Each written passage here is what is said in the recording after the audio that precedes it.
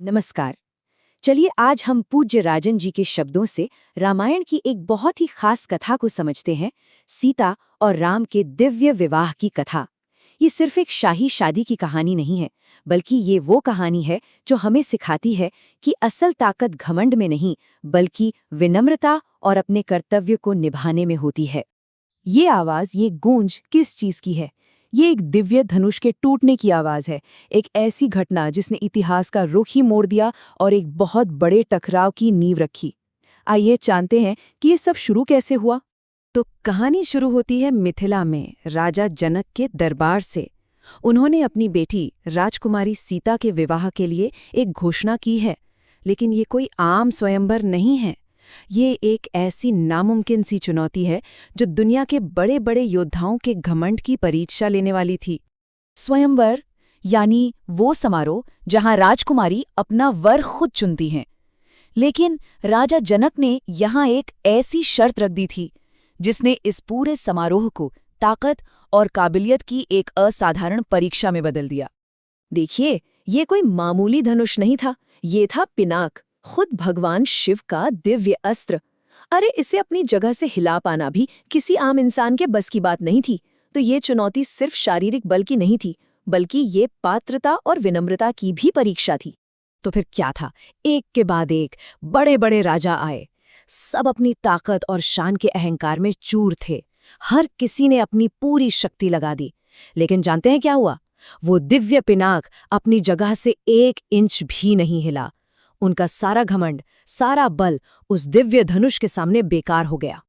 और फिर जब दुनिया के सारे महान योद्धा हार मान चुके थे, तब कहानी में प्रवेश होता है राजकुमार राम का। उनका नजरिया बाकी सबसे बिल्कुल अलग था। वो यहाँ अपनी शान दिखाने नहीं आए थे, बल्कि एक बड़े उद्देश्य को पूरा करने आए थे। और यहीं पर कहानी का सबसे बड़ा फर्क साफ दिखाई देता है। जहां बाकी राजाओं ने मैं ये करूंगा वाले अहंकार से कोशिश की, वहीं राम ने अपने गुरु विश्वामित्र की आज्ञा का पालन करने के लिए कदम बढ़ाया। उन्होंने खुद को कर्ता नहीं माना, बल्कि खुद को उस दिव्य इच्छा का सिर्फ एक माध्यम समझा। और यही उनकी आसान सफलता का राज था। और इसी विनम्रता और आज्ञा पालन के भाव के साथ राम ने न सिर्फ उस धनुष को उठाया, बल्कि इतनी सहजता से उसे तोड़ दिया कि उससे वही ध्वनि पैदा हुई जिसने पूरे ब्रह्मांड को हिला दिया। और इसी के साथ उन्होंने सीता का हाथ जीत लिया। इस अद्भुत घटना को देखकर आसमान से देवताओं ने फूल बरसाए। वो सब बहुत खुश थे। लेकिन धरती पर जो राजा हार गए थे, वो ईर्ष्या और जलन से भर गए। यहीं पर देवत्व और अहंकार का फर्क साफ होता है। देवत्व का मतलब ही है दूसरों की कामयाबी में खुश होना। लेकिन धनुष टूटने की उस जोरदार आवाज ने किसी और को भी वहां बुला लिया था। वो थे भगवान शिव के परम भक्त, भयानक ऋषि परशुराम, जो अपने भगवान का धनुष टूटने की खबर से गुस्से में आग बबूला हो गए थे। उनकी गर्जना ने पूरी सभा में जैसे डर की लहर दौड़ा दी। उनका गुस्सा इतना भयानक था कि वहां मौजूद सारे राजा कांपने लगे। एक पल को तो ऐसा लगा कि यह उत्सव अब विनाश में बदलने वाला है। परशुराम के इतने भयंकर गुस्से के सामने भी राम शांत और विनम्र बने रहे। उन्होंने अहंकार से ये नहीं कहा, हाँ ये मैंने तोड़ा है, बल्कि उन्होंने कहा कि ये काम करने वाला तो आपका ही कोई दास यानी सेवक होगा। इस एक विनम्र जवाब ने गुस्से की उस धधकती आग पर पानी डालना शुरू कर दिया।